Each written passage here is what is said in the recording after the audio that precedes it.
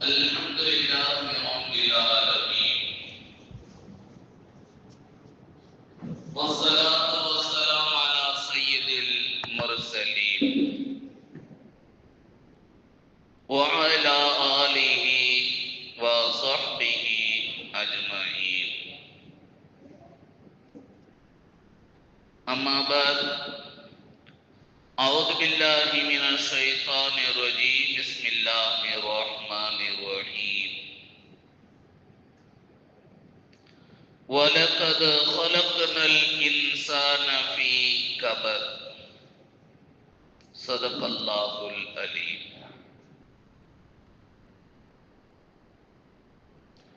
எல்லா புகழும் அல்லாஹ்வுக்கே. சலவாத்தும் சலாமும் சத்திய தூதர் அகிலத்தின் அருட்கொடை அண்ணல் எம்பெருமானார் ஸல்லல்லாஹு அலைஹி வஸல்லம் அவர்கள் மீதும்,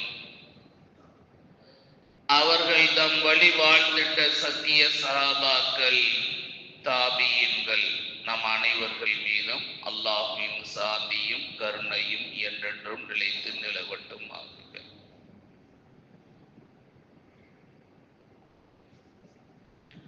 அருமையான பெரியோர்களே, சகோதரர்களே, ஒரு சிறப்பான ஜும்மாவுடைய பொழுதை நாம் அடைந்திருக்கின்றோம்.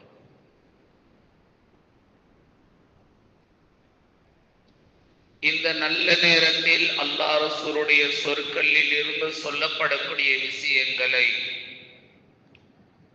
நம்முடைய வாழ்க்கையில் பேணி எடுப்பதற்கு வல்லஹம்மான் துணை நிற்பானாக என பிரார்த்தித்து என் உரையை துவங்குகின்றேன்.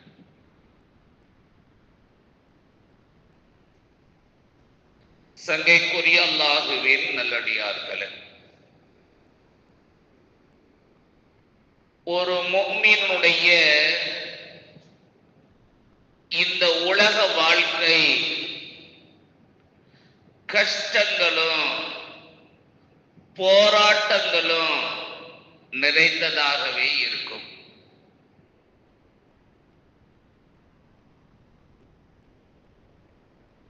மறுமை வாழ்க்கை என்பது, அதை அடைவது மிக லேசான விஷயம் கிடையாது. இந்த உலகத்துல கஷ்டங்களையும் பல போராட்டங்களையும் நாம் சந்தித்ததற்கு பிறகுதான் அவைகளை அடைய முடியும். இதை அல்லாஹ் எப்படி சொல்லுகிறான் என்றால், லகத் ஹலக்னல் இன்சான ஃபீ கபத். அல்லாஹ் மனிதனை கஷ்டங்கள் நிறைந்த வாழ்க்கையோடு படைத்திருப்பதாக கூறுகின்றான். இந்த கஷ்டம் எதுவரைக்கும் இருக்கும் என்பதனை அல்லாஹ் வசனத்தின் தொடரில் பேசும்போது, இன்னக காதிஹுன் இலா ரப்பிக கதஹன், இந்த உலகத்தினுடைய கஷ்டங்களை முஃமின்கள் சந்தித்துக் கொண்டே இருப்பார்கள். ஒரு கஷ்டத்துக்கு பிறகு இன்னொரு கஷ்டம் வந்து கொண்டே இருக்கும். ஃபமுலாக்கி, ரப்புல் ஆலமீன் ஆகிய அல்லாஹுவை சந்திக்கின்ற வரைக்கும் இந்த கஷ்டம் உலகத்தில் இருக்கத்தான் செய்யுமா? உலகத்தில அல்லாஹுக்கு மிக பிரியமானவர்கள் நபிமார்கள். இந்த நபிமார்கள் கூட மறுமையினுடைய வெற்றியை அடைவதற்காக இந்த உலகத்தில பெரும் கஷ்டத்திற்கும் துன்பத்திற்கும் ஆளாக்கப்பட்டார்கள். இவர் இவ்வளவு கஷ்டப்பட்டார். தனக்கு ஏற்பட்ட கஷ்டத்தின் காரணமாக ஒவ்வொரு நாளும் புலம்பக்கூடியவராக போய்விட்டார். அந்த அளவுக்கு நபிமார் இருந்திருக்கிறாங்க. அவர்கள ஒருத்தர் தான் நபி நூஹ். நோவு என்று சொன்னாலே கஷ்டத்தை நினைத்து புலம்பக்கூடியவர் என்று பொருள். அவ்வளவு கஷ்டப்பட்டார்கள். நபி யஹ்யா அலைஹிஸ்ஸலாத்தை பற்றி கேள்விப்படுகின்றோம். அவர்களுக்கு எதிரிகளால் இம்மட்டு கஷ்டப்பட்டார்கள். எந்த அளவுக்கு என்று சொன்னால் வெட்டப்பட்டு போய்விட்டார்கள். இறுதி தூதர் எம்பெருமானார் ஸல்லல்லாஹு அலைஹி வஸல்லம் அவர்கள் எதிரிகளால் பல் உடைக்கும் அளவுக்கு இந்த உலகத்துல கஷ்டப்பட்டார்கள். இப்படியாக எல்லா முஃமின்களுக்குமே இந்த உலக வாழ்க்கை என்பது கஷ்டத்தோடும் போராட்டங்களோடும் நிறைந்திருக்கின்றது. இவைகள் எல்லாம் சகித்து நாம் வெற்றி பெற போகின்றதான் மறுமையினுடைய வெற்றியின் பரிசாக சொர்க்கத்தை அடைய முடியும். ஏன் அல்லாஹ் முஃமின்களுக்கு இவ்வளவு சோதனைகளையும் கஷ்டத்தையும் கொடுக்குகிறான் என்று சொன்னால் அல்லாஹ்வே சொல்லி காட்டுகின்றான். وَلَقَدْ فَتَنَّا الَّذِينَ مِنْ قَبْلِهِمْ. இந்த கஷ்டமோ இந்த போராட்டமோ உங்களுடைய வாழ்க்கையில இருப்பதை நினைத்து நீங்க கவலைப்படுறீங்க. இது உங்களுக்கு மட்டுமல்ல, உங்களுக்கு முன் இருந்தவர்களுக்கும் இது போன்ற சோதனைகளை நாம் ஏற்படுத்தினோம். ஏன் அப்படின்னு சொன்னா, ஈமானில் இதில் உண்மையாளர்கள் யார், பொய்யர்கள் யார், இதை விளங்கிக் கொள்ளுவதற்காக வேண்டிதான் அல்லாஹ் இந்த சோதனையை ஏற்படுத்துகின்றான். சோதனையை கொடுக்கும் போது இந்த மனிதனுடைய ஈமான் எப்படி இருக்குது, ஈமானில் உறுதியானவராக இருக்குகின்றாரா அல்லது பொய்யராக இருக்குகின்றாரா, இதை சோதிப்பதற்காக வேண்டிதான் அல்லாஹ் மனிதனுக்கு சோதனைகளை ஏற்படுத்துகின்றான்.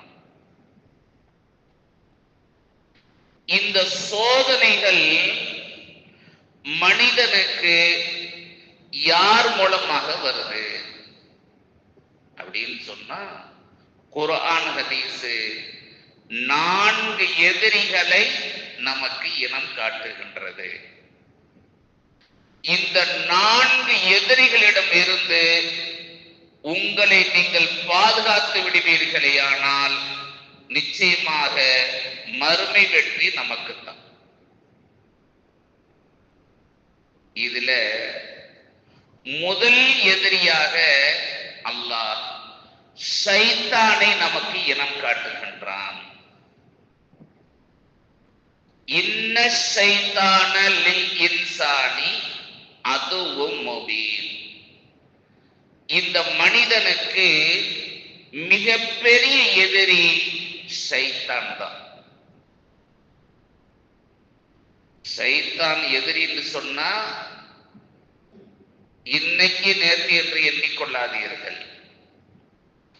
என்றைக்கு இந்த மனித இனம் படைக்கப்பட்டதோ, படைக்கப்பட்ட நேரம் தொடுத்து இந்த மனிதனுக்கு மிகப்பெரிய எதிரியாக இருப்பவன் ஷைத்தான் தான்.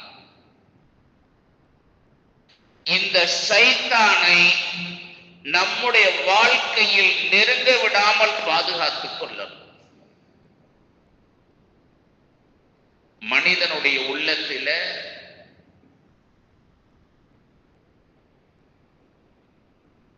உதிக்கக்கூடிய விஷயங்களை குறித்து நபி ஸல்லல்லாஹு அலைஹி வஸல்லம் அவர்கள் ஒரு முறை சொன்னார்கள். மனிதனுடைய உள்ளத்தில மலக்குகளும் ஒரு செய்தியை போடுவாங்க, ஷைத்தானும் ஒரு செய்தியை போடுவான். மலக்குகள் நல்ல விஷயங்களை செய்யும்படி போடுவார்கள். ஷைத்தான் என்பவன் மனிதனுடைய உள்ளத்தில தீமை செய்யும்படிதான் போடுவான். இதை விளக்குவதற்காக ஒரு சம்பவத்தை எழுதுறாங்க. ஹதீஸ்ல வருகிறது, ஒரு நபி தோழர் அல்லாஹுவின் தூதர் நபி ஸல்லல்லாஹு அலைஹி வஸல்லம் அவரிடம் கேட்கிறார், அல்லாஹுவின் தூதரே, நான் தொழுகையில் நிற்கும் போது பின் துவாரத்து வழியாக காற்று வெளியாகிற மாதிரி இருக்குது, நான் தொழுகை விட்டுட்டு போய் ஒளி செஞ்சிருந்தோமா அப்படின்னு கேட்கிறார். சொன்னார்கள் நபி ஸல்லல்லாஹு அலைஹி வஸல்லம் அவர்கள், தொழுகை என்கின்ற உயர்ந்த வணக்கத்தில் இருக்கக்கூடிய உனக்கு ஷைத்தான் உன்னுடைய உள்ளத்தில இப்படி ஒரு தீய எண்ணத்தை போடுறான். காத்தை விட்டுட்டு தொழுகிற, தொழுகையை விட்டுட்டு போய் ஓடிச்சை, தொழுகையை விடு அப்படின்னு ஷைத்தான் சொல்லுகின்றான். எனவே நீ ஒழு செய்ய வேண்டாம், அப்படியே தொழுகையை நிறைவேற்று. பின்துவாரத்திலிருந்து வெளியாகக்கூடிய எந்த காற்று உண்மையான நஜீஸான காற்று என்று சொன்னால் அது துர்நாற்றத்தை ஏற்படுத்தணும், பெரிய சத்தத்தை வெளிப்படுத்தணும். இந்த இரண்டுல ஒண்ணு இருந்துச்சுன்னு சொன்னா நீ ஒழு செய்துட்டு வந்து தொழுகு. இந்த இரண்டும் இல்லாமல் வெளியானது மாதிரி ஒரு சந்தேகம் அப்படி வந்துச்சுன்னு சொன்னா நீ தொழுகையை தொடர்ந்து கடைபிடித்து விடு. இது ஷைத்தான் உன்னுடைய உள்ளத்தில் போடக்கூடிய ஊசலாட்டம் என நபி ஸல்லல்லாஹு அலைஹி வஸல்லம் அவர்கள் கூறினார்கள். ஷைத்தான் மனிதனை எப்படி வழிகெடுப்பான் என்பதற்கு உதாரணமாக நபி அவர்கள் இதை சொல்லி காட்டுறாங்க. இன்ன ஷைத்தான லில் இன்சானி அதுவுன் ஃபத்தஹிதுஹு அதுவா. ஷைத்தான் என்றைக்கு மனிதன் படைக்கப்பட்டானோ அன்று முதல் நமக்கு எதிரி. அவனை நம்முடைய வாழ்க்கையில் எதிரியாகவே வைத்து விட வேண்டும். அவனுக்கு வழிபட்டு போய்விடக்கூடாது. அல்லாஹ் ஆதம் அலைஹிஸ்ஸலாத்தையும் ஹவ்வாவையும் படைத்து சொர்க்கத்துல உலாவ விட்டுட்டான். சொர்க்கத்துல இருந்த நபி ஆதத்தையும் ஹவ்வாவையும் அந்த சொர்க்க வாழ்க்கையை விட்டு வெளியாக்குவதற்காக ஷைத்தான் செய்த சூழ்ச்சி என்ன தெரியுமா?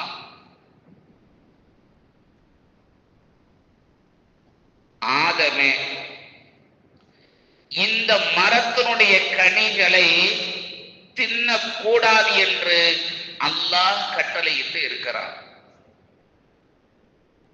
ஏன் அல்லாஹ் இதை செய்திருக்கான்னு தெரியுமா? நீ இதை தின்றுட்டீன்னு சொன்னா சொர்க்கத்துல நிரந்தரமாக இருந்துருவ. எனவேதான் திங்க கூடாதுன்னு அவன் சொல்றான் என்று நபி ஆதத்தினுடைய உள்ளத்தில ஒரு தீய எண்ணத்தை விதைக்கிறான்.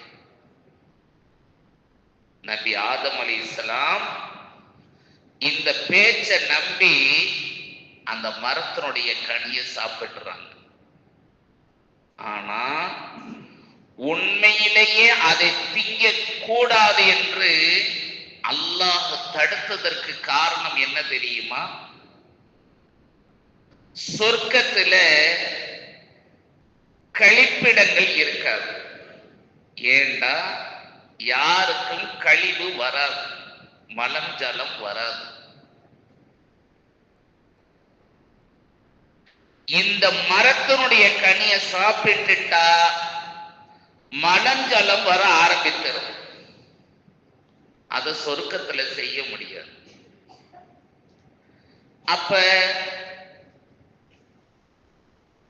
இப்லீஸ் நினைக்கிறான், இதை சாப்பிட செய்ததின் மூலம் இவருக்கு கழிவு பொருளை வர செய்யணும், அதன் மூலம் சொர்க்க வாழ்க்கையை இழக்க செய்யணும் என்பது சைத்தானுடைய தீய எண்ணம். அது சொர்க்கத்துல ஆதமும் ஹவ்வாவும் அற்புதமான அந்த வாழ்க்கை வாழ்ந்தபோது எவ்வளவு சாப்பிட்டாலும் கழிவு வராது. சாப்பிட்ட பொருள்கள் எல்லாம் வியர்வையாக போயிடும். சொர்க்கவாசியருடைய நிலைமை இதுதான்.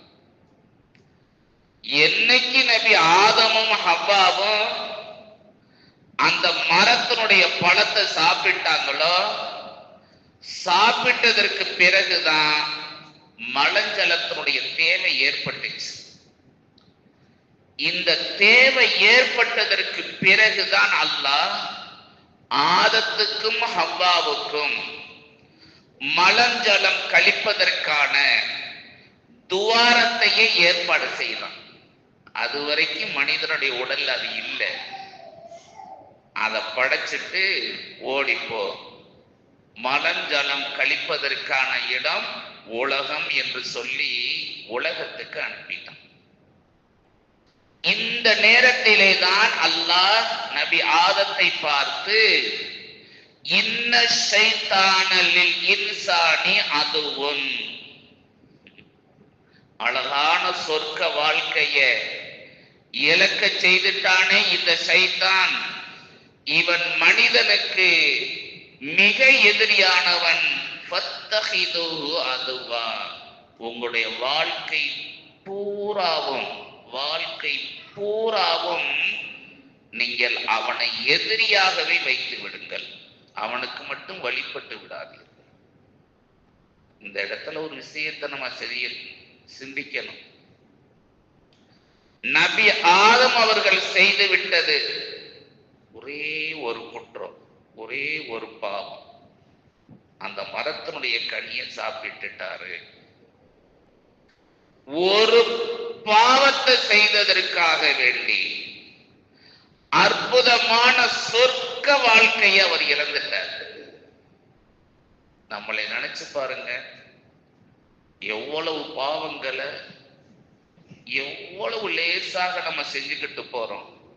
நம்முடைய நிலைமை என்னவாக இருக்கும்? மனிதனுக்கு துன்பங்களை தேடித்தரக்கூடிய 4 எதிரிகள்ல முதலில் சைத்தான்.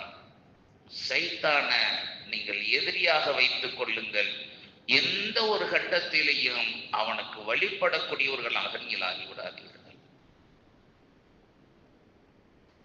இரண்டாவதாக,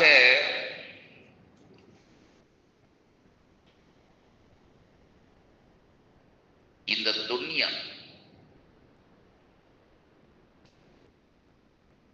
இந்த துன்யாவுடைய மோகம் நம்முடைய வாழ்க்கையில் முழுமையாக விலாவித்து விடக்கூடாது.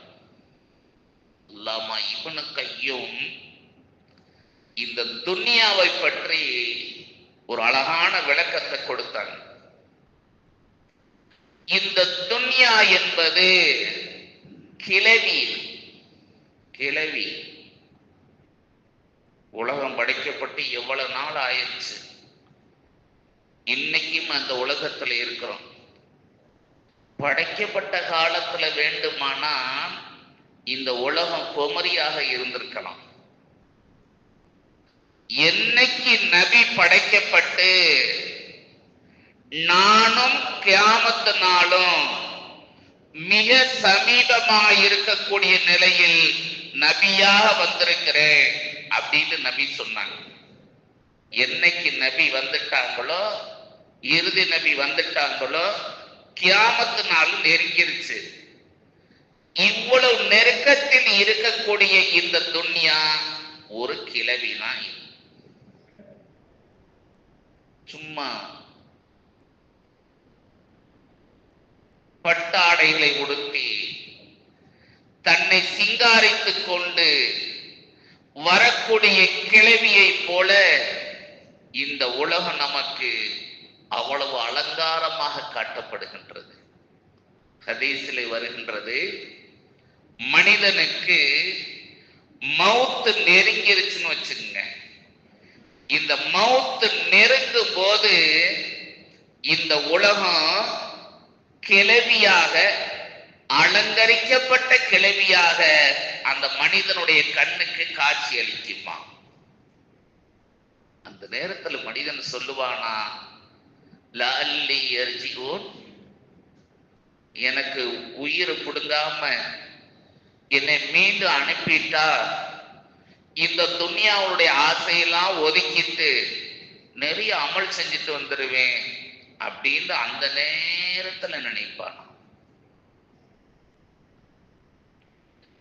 இந்த உதாரணத்தை சொல்லுவதன் மூலம் இந்த உலகத்தினுடைய ஆசைகள் நம்முடைய எல்லா சிந்தனைகளிலேயும் நிறைந்திருக்குமேயானால் இதுதான் நமக்கு இரண்டாவது மிகப்பெரிய எதிரி, மறுமையினுடைய நஷ்டத்தை தேடித்தரக்கூடிய மிகப்பெரிய எதிரி.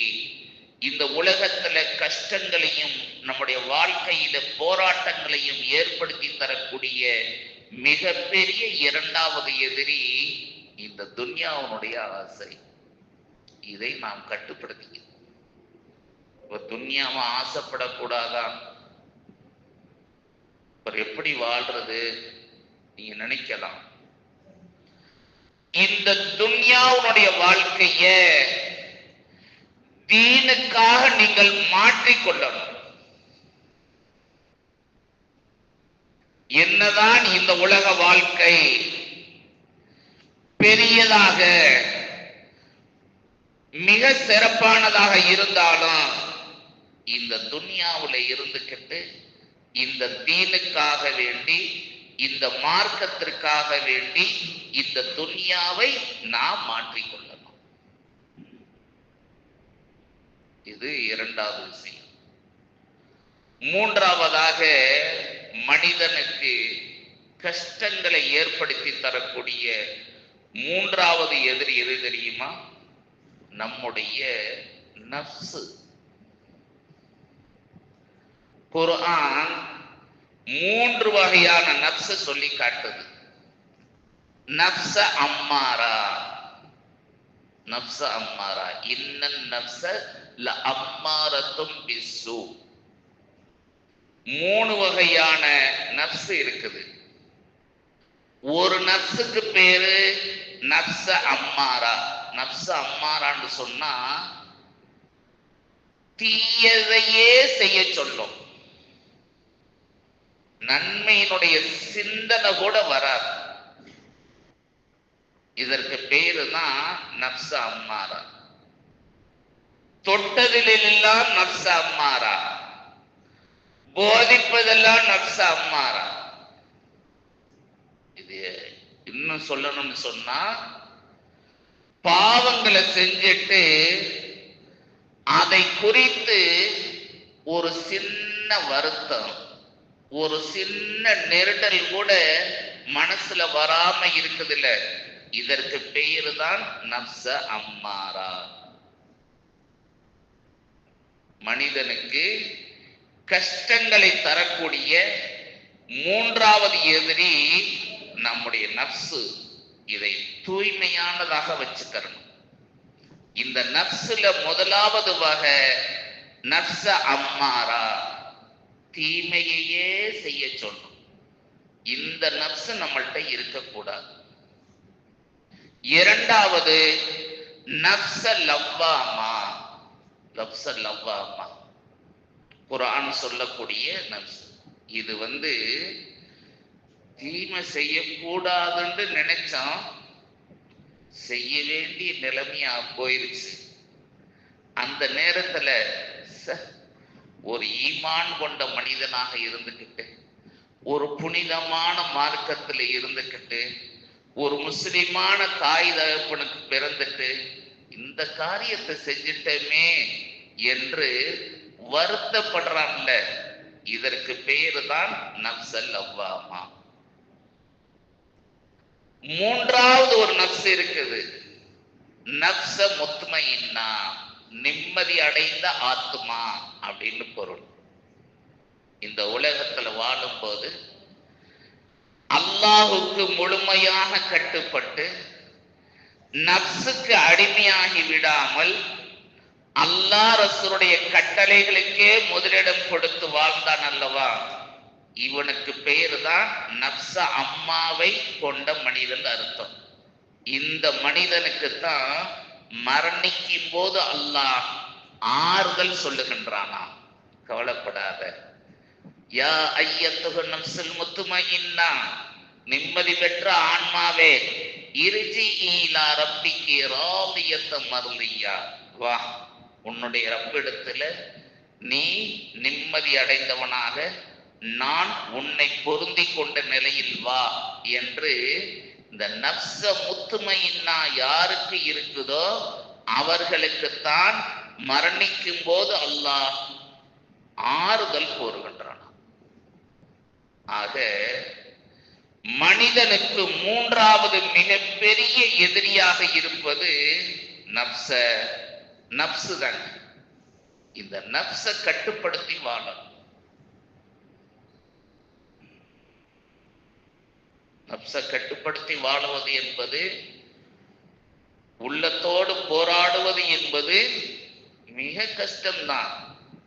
அதையும் எதிர்த்து நாம் நின்று விட்டால் நம்முடைய எதிரியை தோற்கடித்து விடலாம். நாலாவது எதிரியாக குர்ஆன் நமக்கு சொல்லும் போது ஹவா, மனோ இச்சை. மனோ இச்சைக்கு கட்டுப்படக்கூடாது. அல்லாஹுவும் ரசூலும் சொன்ன சொல்லுதான் உயர்ந்தது, மற்றவைகள் அனைத்தும் அது தவறானது என்று வரணும். உதாரணமாக திருமணம் முடிக்கணும். திருமணத்தை குறித்து அல்லாஹும் ரசூலும் எதை சொன்னார்களோ அதைத்தான் செய்வேன் என்று உறுதியாக இருப்பது, இதுதான் உண்மையான ஹவா. இதற்கு மாற்றமாக இப்படி முடிச்சா ஊர்ல 4 பேர் பேசுவாங்களே, இதுன்னா ஒரு பந்த கூட இல்லை, ஒரு சோறு கூட போடல, யார் வீட்டுக்கும் கொடுத்து விடல, என்ன கல்யாணம் முடிக்கிறாங்களாம், இந்த ஊர் பேசுவார்கள் என்பதற்காக நீங்கள் மார்க்கத்தை விட்டு விட்டு செல்வீர்களேயானால் இதுதான் மனோ இச்சையை பின்பற்றுவது. இந்த மனோ இச்சையை பின்பற்றுவது, மார்க்கத்தை விட்டுட்டு மனோ இச்சையை பின்பற்றுவது மனிதனுக்கு மிகப்பெரிய எதிரி. எனவேதான் உலகத்துக்கு நபிமார்கள் வந்தாங்க. நபிமார்களுக்கு பிறகு சூஃபியாக்கள் வந்தாங்க. அதே மாதிரி இன்னைக்கு தரீகாக்கள் இருக்குது. இந்த நபிமார்களுடைய வேலையையும் சூஃபியாக்கள் கொடுத்த பயிற்சி, தரீகாவுல கொடுக்கக்கூடிய பயிற்சி தான் என்னன்னு பாத்தீங்கன்னு சொன்னா, இந்த நப்ச கட்டுப்படுத்துவது. நப்ச அலைவாய விடாம வாவுண்டு அலையாம ஹவா நப்சு பிடிச்சவன் அப்படின்னு பேசும் அளவுக்கு இந்த நப்ச பறக்க விடாம கட்டுப்படுத்துவதற்காக வேண்டிதான் இந்த நபிமார்கள்லாம் இந்த உலகத்துக்கு வந்தார். ஆக சங்கைக்குரிய அல்லாஹ்வின் நல்லடியார்களே, ஒரு முஃமினுடைய இந்த உலக வாழ்க்கையில் ஏற்படக்கூடிய இந்த கஷ்டங்களும் துன்பங்களும் நம்முடைய இந்த 4 எதிரிகள் மூலமாகத்தான் வருகின்றார்கள். இந்த 4 எதிரிகளை நீங்க எதிர்த்து போராடி வெற்றி விட்டுவீர்களே ஆனால் இந்த உலக வாழ்க்கையும் நிம்மதியாக இருக்கும், நாளை மறுமை வாழ்க்கையும் இலகுவான முறையில் நாம் அடைந்து கொள்ளலாம். எல்லாம் வல்ல அல்லாஹ் இந்த அருமையான நேரத்தில் சொல்லப்பட்ட இந்த விஷயங்களை நம்முடைய வாழ்க்கையில் பேணி நடப்பதற்கு வல்ல ரஹ்மான் நம் அனைவர்களுக்கும் துணை நிற்பானாக. வாஹிரு தாவானா அனில் ஹம்துலில்லாஹி ரப்பில் ஆலமீன்.